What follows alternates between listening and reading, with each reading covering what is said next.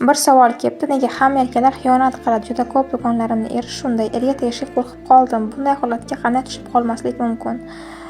Hamma erkaklar ham xiyonat qilmaydi. Qachon ayol xiyonatga uchraydi? Qachonki mana shundan qo'rqib yashasa, ya'ni hayotda nimadan qo'rqib yashasangiz, mana shu narsa hayotingizga ro'y beradi. Yoki bo'lmasam haddan ortiq shubha-gumon ichida yashayotgan bo'lsangiz, bo'sh vaqtingiz ko'p bo'lsa, o'sishdan, rivojlanishdan, ilm olishdan to'xtab qolgan bo'lsangiz agar, mana shu xiyonat sabab bo'lib siz o'zingizni ishlashlikni boshlaysiz, ilm olishlikni boshlaysiz, hayotingizni o'zgartirishlikni boshlaysiz. Yoki bo'lmasam ko'pchilik ayollarda shunaqa holatlar bo'ladi.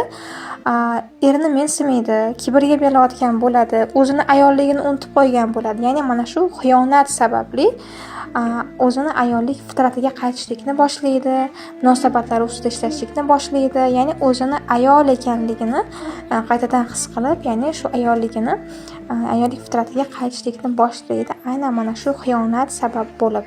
Ya'ni erkak kishi bir vosita, bir sababchi bo'ladi. Har doim xiyonatga erkak sababchi bo'lmaydi.